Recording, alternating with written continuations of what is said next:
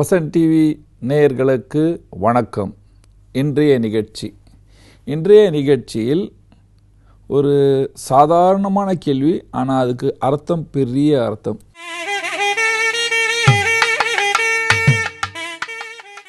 சிவனை வழிபடுவதால் என்ன பயன்? ஐயா, சிவ சமான தாத்தா நஹி, பிரம்ம சமான கியாத்தா நஹி. அதாவது சிவன் போல் கொடுக்கிறவர் யாரும் இல்லை என்ற அர்த்தம். தேவாதி தேவ் மகாதேவ் என்று அவருக்கு பெயர். தேவர்களின் பெரிய தேவர் அவர்தான். இவர் நீங்கள் எனக்கு இது கொடுங்க, அப்போதான் நான் உனக்கு நல்லதை செய்வேன் என்று இதுவரைக்கும் சொல்லவில்லை. இவருக்கு ஆதியும் கிடையாது, அந்தமும் கிடையாது. இவர் எப்படி உருவாகினார், இவரை உருவாக்குறவர் யார் என்று யாருக்கும் தெரியாது. ஆதி தேவர் என்று அவருக்கு பெயர். இவருடைய கணங்கள் உங்களுடைய கஷ்டங்களை தீர்த்து விடுவார்கள். பகவான் சிவன் எப்படி கும்பிடலாம், கும்பிட்டான் என்னென்ன பலன்கள் அப்படின்னு பார்க்கும் பொழுது ஜோதிட ரீதியாக பல பலன்களை சொல்கிறேன், பாருங்கள். ஒரு மனிதனுக்கு நோய் வந்து விட்டால் எந்த ஜபம், எந்த ஜோதிடரும், எவ்வளோ பெரிய பதவியில் இருக்கிறவரும் ஃபஸ்ட்டு சொல்வார், மகா மிருத்யுஞ்சய ஜபம் செய்யுங்கள், சிவனுக்கு ருத்ரா அபிஷேகம் செய்யுங்கள் என்று கூறுவார்கள். ருத்ரா அபிஷேகம், மகா மிருத்யுஞ்சய ஜபம். அதுக்கப்புறம் ஒரு பெரிய வித்தை, சாஸ்திரம், மிருத் சஞ்சீவனி வித்யா. மிருத் சஞ்சீவனி வித்யா, இதை பற்றி நான் எழுதியும் இருக்கின்றேன். மிருத் சஞ்சீவனி வித்யா என்று சொல்லும் பொழுது ஒரு மனிதனுக்கு அவர் சாவு போறாரு என்று குறிப்பிட்டால், டாக்டர் சொல்லிட்டாங்க இவர் செத்து போடுவாருங்க, ஆனாலும் ஜாதகத்தில் அவருடைய ராசி லக்னத்துக்கு குரு பலன் இருந்தால், குரு பார்வை இருந்தால், அப்பொழுது அவர் தப்பிக்கிறதுக்கு ஒரு வாய்ப்பு உண்டாகும். அந்த தப்பிக்கிறதுக்கு இந்த மகா மிருத்யுஞ்சய ஜபமும் ருத்ராபிஷேகம் வேலை செய்யும். அதுக்கு தான் சிவனை கும்பிட வேண்டுமா? பணம் வராதா? ஐயா, இந்த மீசை வைத்து பேசுகிறவர்கள், கோபம் கொள்றவர்கள், மூக்கை பெருசாக விற்று நான் சொல்வதுதான் சரி என்று சொல்றவர்கள் பல பேர் கீழே இறங்கிவிட்டார்கள். பல பேர் ஆள் இல்லாமல் போய்விட்டார்கள். அவர்கள் அந்த நேரத்தில் டாப்பாக இருக்கும் பொழுது பகவான் சிவனை கும்பிட்டு இருந்தால் அவர்களுக்கு பிரச்சனை இருக்காது. இருந்து கொண்டே இவர் நல்ல சுகமாக வாழ்ந்து கொண்டு இருக்கலாம். ஆனால் அகங்காரம் அழைத்து விட்டது. இந்த சிவன் என்ன சொல்றார்? சிவ பகவான் சொல்றாரு, என்கிட்ட வரவங்க மண் போல் வர வேண்டும், சாந்தமாக வர வேண்டும், என்னை அடைய வேண்டும். யார் பகவான் சிவனே அடைய வேண்டும் என்று பூஜை செய்கிறார்களோ அவர்களுக்கு தனம் தானியம் சகலதும் கிடைக்கும். பாருங்கள், மனிதன் வாழ்க்கையில் விசேஷமான அங்கமே பகவான் சிவன் தான் என்று சொல்லுவேன். ஏனென்றால் அவர் எனக்கு பூஜை செய்யும் பொழுது நீ இதை எடுத்து கொண்டு வந்தால்தான் நான் உனக்கு நல்லதை செய்வேன் என்று யாருக்கும் எந்த இடத்தில் எழுதவில்லை. ஆனாலும் நம்மிடம் இருக்கின்ற பல பொருட்களை எடுத்துக்கொண்டு பகவானின் சிவலிங்கத்தை அபிஷேகம் செய்தால் நமக்கு இருக்கின்ற பல கஷ்டங்கள் குறையும்.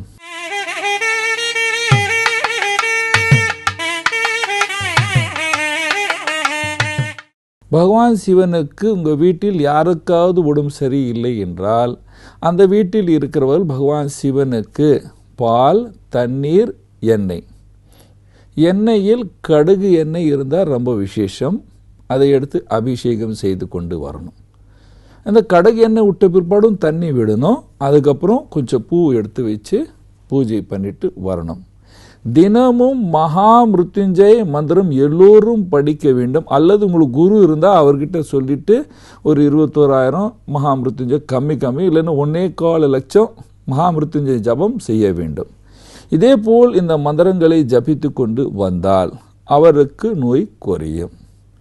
வீட்டில் சண்டை இருக்குது, பிரச்சனை இருக்குது அப்படின்னு சொல்லுவர்கள் தினமும் பகவான் சிவனுக்கு தண்ணீரை விட வேண்டும். குழந்தை இல்லை, குழந்தை பாக்கியம் இல்லை, என்ன செஞ்சால் குழந்தை பாக்கியம் உண்டாகும் அப்படின்னு சொல்லும் பொழுது வாரம் முழுவதும் பகவானுக்கு அபிஷேகம் செய்து கரும்பு சாரால் அபிஷேகம் செய்து கொண்டு வந்தால், அவர் ஆலயம் இருக்கும் இடத்தில் கடலோ அல்லது ஆற்றிருந்தால், நதி இருந்தால், அந்த நதியில் குளித்து வந்து பகவான் சிவனுக்கு அபிஷேகம் செய்ய வேண்டும். கடல் இருந்தால் கடலில் குளித்து அங்கே ஏதாவது கிணறு இருந்தால் அந்த தண்ணீரால் பகவானுக்கு அபிஷேகம் செய்ய வேண்டும். கடன் அதிகமாக இருக்கு, என்ன செய்வது அப்படின்னு சொல்லும் பொழுது நீங்கள் உங்கள் வீட்டு அருகில் இருக்கின்ற சிவன் ஆலயம் சென்று அங்கே விளக்கு ஏற்றி கொண்டே வர வேண்டும். வீட்டில் சிவசாலிசா படிக்க வேண்டும். தாண்டவ ஸ்தோத்திரம் படிக்க வேண்டும். வீட்டில் குழந்தைகள் பேச்சை கேட்கவில்லை, எதை செய்தால் பகவான் சிவனுக்கு எங்கள் குழந்தைகள் எங்கள் பேச்சை கேட்பார்கள் அப்படின்னு சொல்லும் பொழுது பகவான் சிவனுக்கு பாலால் அபிஷேகம் செய்து கொண்டு வந்து பழங்களை வைத்து, ரித்து பழம் அதாவது சீசனபிள் ஃப்ரூட்ஸ் ஒரு 5 பழம் எடுத்து போய் பகவானுக்கு வைத்து, வெள்ளிக்கிழமையாக இருந்தால் ரொம்ப விசேஷம் அப்படின்னு சொல்லுவேன், அதை வைத்து பூஜை செய்து அந்த பிரசாதத்தை எல்லோருக்கும் கொடுங்கள். சனிக்கிழமை என்று பகவான் சிவனுக்கு உங்களுக்கு நோயும் இருக்கு, கடனும் இருக்கு என்றால் ஒரு இரும்பில் பாத்திரத்தை வாங்கி கொண்டு அல்லது ஒரு கடாய் வாங்கிவிட்டு அதில் எண்ணெய், கடகு எண்ணெயோ அல்லது நல்ல எண்ணெயோ வாங்கிவிட்டு அதில் முகம் பார்த்து அதை கோயிலில் விட்டு வர வேண்டும். இதை செய்தால் அவர்களுக்கு நோயும் குறையும், பிரச்சனையும் குறையும் என்று சொல்லுவேன். அதனால் பகவானுக்கு சிவனுக்கு இது செய்தால் நல்லது நடக்கும் என்ற சட்டம் இல்லை. பகவான் சிவனை எந்த இடத்திலும் எந்த யாத்திரையிலும் கும்பிடலாம். வாழ்க்கை என்றது ஒரு யாத்திரை. இந்த யாத்திரையை பகவான் சிவன் நாமம் யார் ஜபித்து கொண்டு வருகிறார்களோ அவர்களுக்கு இருக்கின்ற சகல கஷ்டங்கள் குறையும் என்று சொல்லுவேன். நன்றி, வணக்கம்.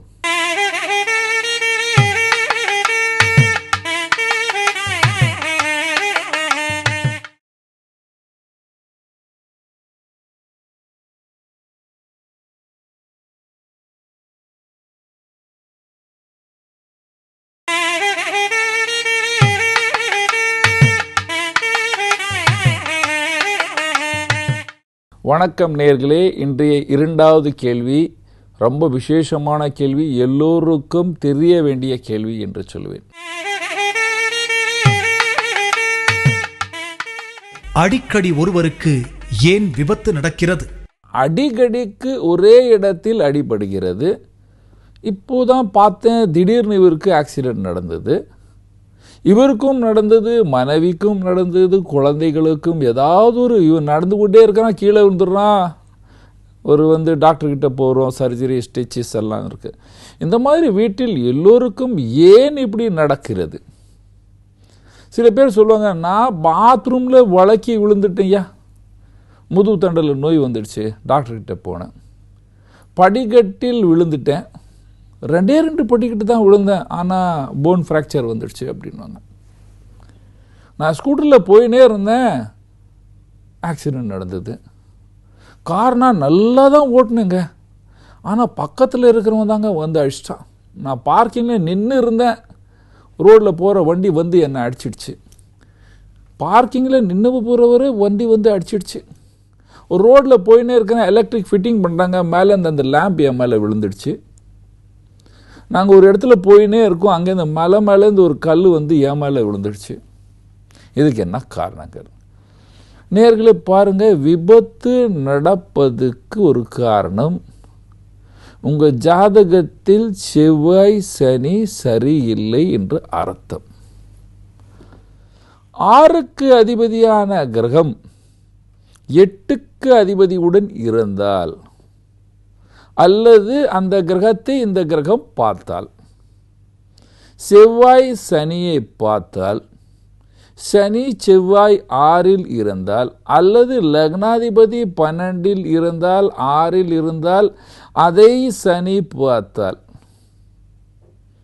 புதன் தசையில் குரு புக்தி நடந்தால், அதுவும் லக்னாதிபதியின் 2ஆம் பாவத்துக்கு அதிபதியும் 8ஆம் பாவத்துக்கு அதிபதியின் தசை நடக்கும் பொழுது, 2ஆம் பாவத்துக்கு அதிபதியின் தசையின் 8ஆம் ஆதியின் அந்தர தசை நடந்தால், அல்லது 8க்குடிய கிரகத்தில் தசை நடந்து 2ஆம் ஆதியின் அந்தர தசை நடந்தால், அந்தர பிரத்யந்தர தசை நடந்தாலும் அந்த இடத்தில் அந்த மனிதனுக்கு விபத்து இருக்குது என்று அர்த்தம். இந்த அடிக்கடிக்கு விபத்து நடக்கிறது. இந்த அடிக்கடிக்கு விபத்து நடக்கிறது என்று என்ன அர்த்தம் தெரியவா? உங்களுக்கு பிறப்பு ஜாதகத்தில் சனி சரியில்லை என்ற அர்த்தம். சனி பிறக்க ஜாதகத்தில் சந்திரனிலிருந்து 6-8 இருந்தால், அதை செவ்வாய் பார்த்தால் இந்த மனிதனுக்கு அடிக்கடிக்கு விபத்து ஏற்படும். சில ஜாதகத்தில் 6 செவ்வாய் இருந்தால், 12 சனி இருந்தால், இவர்களுக்கும் அடிக்கடிக்கு சில்லற ஆக்சிடென்ட் நடக்கும். ஆனால் இதெல்லாம் எப்போ நடக்கும் அப்படின்னு சொல்லும் பொழுது, அந்த ஜாதகருக்கு 7 நாட் சனி இருந்தால், அஷ்டம சனி இருந்தால், ஜாதகத்தில் செவ்வாய் சரியில்லை என்றால், சனி நீச்சமாக இருந்தால், இந்த காம்பினேஷன் ட்ரைனை பார்த்தால், அதாவது மூல திரிகோணத்தை பார்த்தால், இவர்களுக்கு விபத்துகள் அதிகமாக நடக்கும்.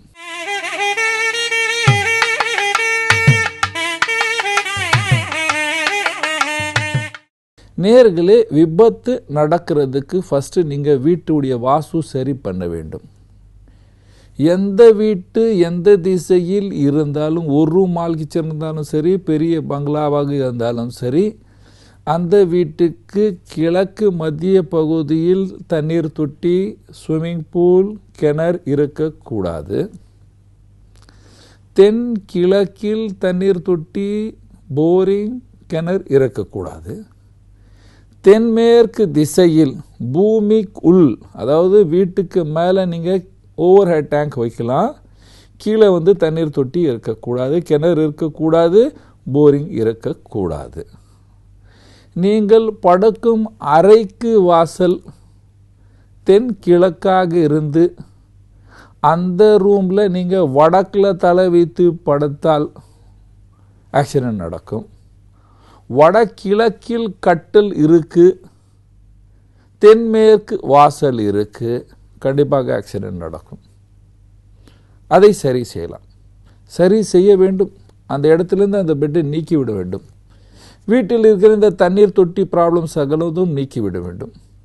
வீட்டுக்கு பிரதான வாசலை சரி செய்ய வேண்டும். நைட் படுக்கும் பொழுது பகவான் சிவநாமம் ஜபம் செய்து கொண்டுதான் படுக்க வேண்டும். வீட்டிலேருந்து வெளியே போகும்போது பகவான் விநாயகர் உடைய பேர் எடுத்துட்டு ஓம் கங்கணபதியே நமஹ என்று கால் வைக்க வேண்டும். யாத்திரைக்கு செல்றவர்கள் எப்பொழுதுமே பகவான் ஸ்ரீ ராமனின் நாமம் ஜபம் செய்துதான் யாத்திரை ஆரம்பிக்க வேண்டும். அது எப்படி?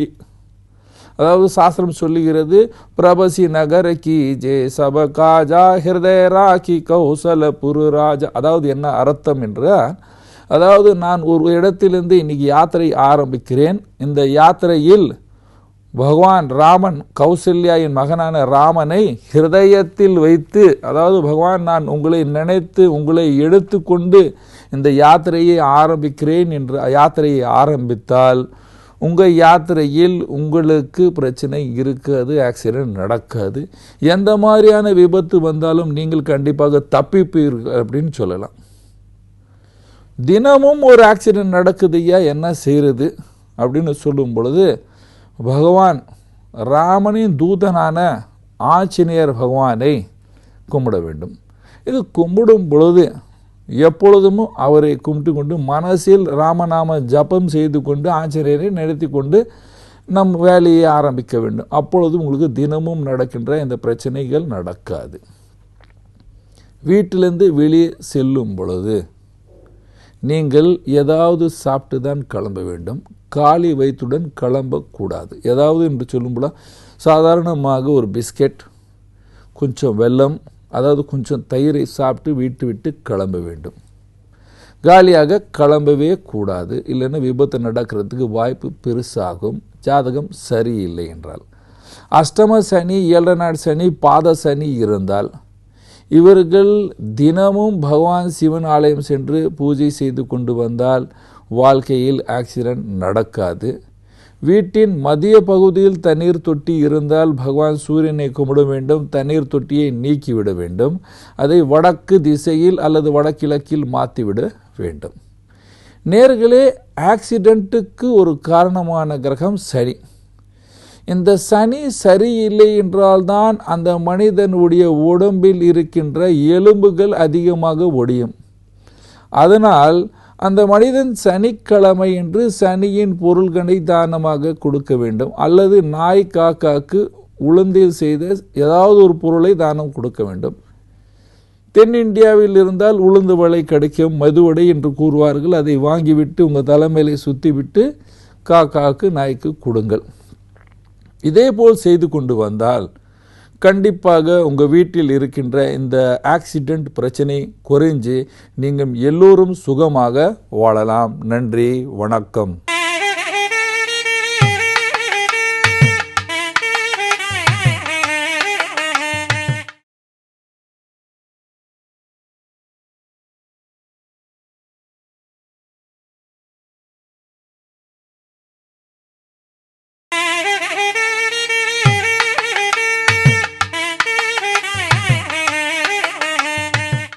வணக்கம் நேயர்களே. இன்றைய 3வது கேள்வி.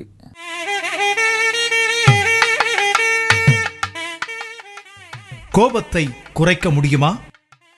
ஒரு மனிதன் வாழ்க்கையில் கோபத்தினால் பல பிரச்சனைகள் உருவாகிறது. கோபம் வரும் பொழுது அந்த மனிதனுக்கு ஒன்றுமே தெரியவில்லை. கோபம் வந்த பிற்பாடு அவர் நினைக்கிறார், நான் ஏன் கோபம் பட்டேன், என் கோபத்தினால் நான் இதை இழந்து விட்டேன். இந்த மாதிரி பல கேள்விகள். இந்த கோபம் வர்றதுக்கு ஜாதகத்தில் ஏதாவது காரணம் இருக்கா? ஒரு மனிதனுடைய பூர்வ கர்மத்தினால் அந்த மனிதனுடைய மூளை சுபாவம் அந்த மனிதனுடைய வாழ்க்கையை மாற்றிவிடும் என்று சொல்வேன். இந்த பூர்வ ஜன்மத்தில் இவர் செஞ்ச சில நல்லதோ கெட்டதை செய்தனால்தான் இவர்கள் ஜாதகத்தில் பல தோஷங்கள் இருக்கின்றன. ஒரு ஜாதகம் எடுத்துக்கொண்டால் அந்த ஜாதகத்தில் லக்னத்தில் சூரியன் நீச்சமாக இருந்தால் அந்த மனிதன் வாழ்க்கை முழுவதும் எப்படியாவது ஏதாவது செய்து பணம் சம்பாரிச்சு கொள்ளலாம். யாராவது ஏமாற்றி விடலாமா? இவர் ஏமாந்துவாரா? இவர் எப்போ ஏமாறுவார், நான் எப்பொழுது பணக்காரனாக வருவேன் என்ற சிந்தனை இருந்து கொண்டே இருக்கும். ஏனென்றால் இவர் வாழ்க்கையில் முன்பகுதியில் பல கஷ்டங்களை அனுபவித்தவர். அதனால் ஒரு வயதான பிற்பாடு ஒரு பணம் சம்பாதிக்கும் பொழுது பெரிய பணக்காரனாக வர வேண்டும் என்று சில பேர் ஜூதும் விளையாடி விடுவார்கள். அந்த சூரியனுடன் ராகு கேது சேர்ந்தால் இவர்கள் ஜூதாடியாகவும் மாறிவிடுவார்கள். அந்த வேலை நடக்கவில்லை என்று இவருக்கு கோபம் வரும். சில பேருக்கு வீட்டில் எல்லோர் மேல் எரிஞ்சி விடுவார்கள். ஏன் எரிஞ்சி விடுவார்கள்? எனக்கு தெரிஞ்சது உங்களுக்கு யாருக்கும் தெரியவில்லை என்று சூரியனுக்கு ஒரு பாவம். சூரியன் நீச்சமாக இருந்தாலும், சூரியன் கன்னியில் இருந்தாலும், சூரியன் மிதுனத்தில் இருந்தாலும், சூரியன் உச்சமாக இருந்து மேஷத்தில் இருந்தாலும் இவர்கள் எல்லோருக்கும் ஒரு வியாதி என்று சொல்லுவேன், மனவியாதி அது. அதனால் இவருக்கு கோபம். என்னன்னா, நான் நான் நான் நான் செய்கிறது, நான் சொல்றது நான் சரி, உங்களுக்கு யாருக்கும் எதுவும் புரியவில்லை, நான் கஷ்டப்படுறதுனால்தான் இந்த குடும்பம் சரியாக இருக்கு, நீங்கள் ஒன்றுமே செய்யவில்லை. லக்னத்தில் சூரியன் 2 செவ்வாய் அல்லது லக்னத்தில் சூரியன் 2 ராகு இருந்தால் செவ்வாய் இருந்தாலும் ராகு இருந்தால் இவர் வீட்டில் எல்லோருவிடம் சண்டை போட்டுக்கொண்டே இருப்பார்கள். இவர் வீட்டில் இருக்கிறவர்கள் பல பேர் சோம்பேறியாக இருப்பார். அதனால் இவர் கஷ்டப்பட்டு அந்த குடும்பத்தை காப்பாற்றுவார். அதனால் இவருக்கு கோபம் வந்து கொண்டே இருக்கும். 4இல் சூரியன் 7இல் சனி, 4இல் சூரியன் 7இல் செவ்வாய், 4இல் சூரியன் லக்னத்தில் ராகு. இவர்கள் அவருடைய வாழ்க்கை முழுவதும் குடும்பத்துக்கு கொடுப்பார்கள். ஆனால் குடும்பத்தில் இருக்கிறவர் இவர்கிட்டேருந்து பணத்தை புடுங்குவார்கள். இவருடைய உழைப்பை அவர்கள் சாதகமாக மாற்றி விடுவார்கள். அதனால் இவருக்கு கோபம் வரும்.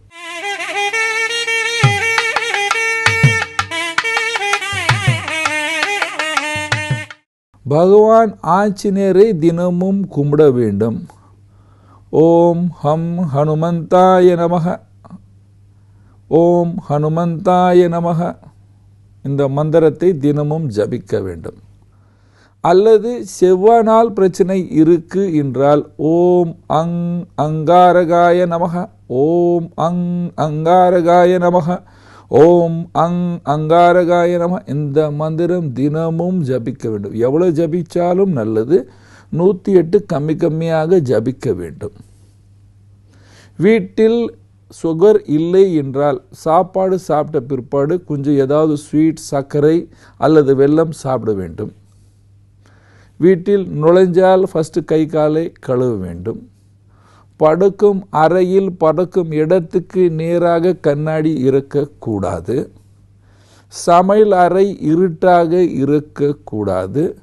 படுக்கும் அறையில் ஒரு ஜன்னலாவது இருக்க வேண்டும். ஐயா, நாங்கள் ஃபுல்லாக ஏசியில் படுக்கிறோம், அப்புறம் உங்களுக்கு விட்டமின் டி குறையுங்க. அந்த விட்டமின் டி குறைஞ்சால் உங்களுக்கு கோபம் வரும், சோம்பேறித்தனம் வரும். அதனால் தினமும் வெயிலில் உட்கார வேண்டும். பகவான் சூரியனை கும்பிட வேண்டும் என்று சொல்லுவேன்.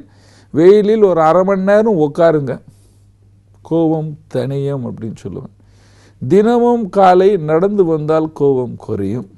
தண்ணீர் அதிகமாக குடித்தால் இந்த ஜாதகத்தில் இருக்கிற சுக்கிரன் சந்திரன் தோஷம் குறைஞ்சி உங்களுக்கு கோபம் குறையும்.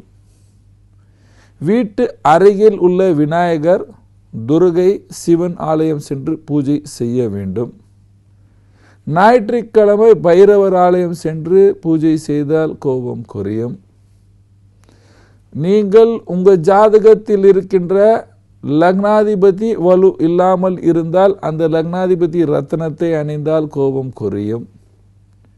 இல்லைங்க, எனக்கு நான் கடுமையாக உழைத்தேன் என்று சொல்றவர்கள் என்னுடைய பணத்தை குடும்பத்தில் இருக்கிறவர் எல்லோரும் எடுத்து விட்டார்கள், எனக்கு கொடுக்கவில்லை, எனக்கு சேரவில்லை, அதனால் எனக்கு கோபம் வருகிறது அப்படின்னு சொல்றவர்கள் செவ்வாய்க்கிழமை பகவான் ஆஞ்சநேயருக்கு சிந்தூரத்தில் அந்த சிந்தூரத்தை எண்ணெய் கலந்து பகவான் ஆஞ்சநேயருக்கு விட்டு அந்த சிந்தூரத்தை அவர் காலிலேருந்து எடுத்துட்டு பொட்டு வைத்து வந்து கொண்டால், அந்த மாதிரி செவ்வாய்க்கிழமை செந்தூரம் எண்ணெயில் கலந்து பகவானுக்கு அபிஷேகம் செய்து பூஜை செய்து கொண்டு வந்தீங்கன்னா கண்டிப்பாக உங்களுக்கு இருக்கின்ற இந்த கோபங்கள் குறையும். இல்லைங்க, நான் ரொம்ப கஷ்டப்பட்டேன், என் மனைவி தான் எனக்கு புரியவில்லை அப்படின்னு சொல்கிறவர்கள் வெள்ளிக்கிழமை துர்கை ஆலயம் சென்று பூஜை செய்து வந்தால் உங்களுக்கு கோபம் குறையும்.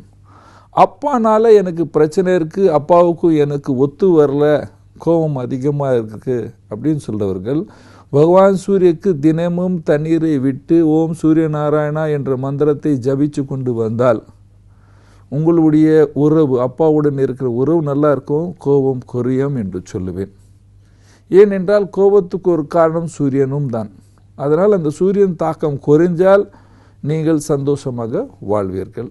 ஒரு ஜாதகத்தில் சந்திரன் பலகீனமாக இருந்தால், நீச்சமாக இருந்தால் இவர்களுக்கும் கோபம் வரும். ஏனென்றால் இவருக்கு வயிற்று சம்பந்தமான உபாதைகள் இருக்கும். அதனால் இவர்கள் சிவன் ஆலயம் சென்று பகவான் சிவனுக்கு அபிஷேகம் செய்து பூஜை செய்து சந்திரனுக்கு பாலில் அபிஷேகம் செய்வார். கிண்ணத்தில் தண்ணி எடுத்து அப்படியே தெளிக்க வேண்டும். சந்திரன் எப்போ ஆகாயத்தில் இருக்கிறாரோ அப்பப்போ. இதே போல் செய்தால் அவர்களுக்கு இருக்கின்ற நோய் குறைஞ்சி இவருக்கு இருக்கின்ற இந்த டிப்ரெஷன் என்று குறையும். டிப்ரெஷன் குறைஞ்சால் கோபம் குறையும் என்று சொல்வேன். நேயர்களே, இந்த பரிகாரம் செய்து கொண்டு நீங்கள் உங்கள் வாழ்க்கையில் சுகமாக வாழ வேண்டும் என்று நாங்கள் தெய்வ பிரார்த்தனை செய்கிறோம். மீண்டும் அடுத்த நிகழ்ச்சியில் சந்திக்கலாம். நன்றி, வணக்கம்.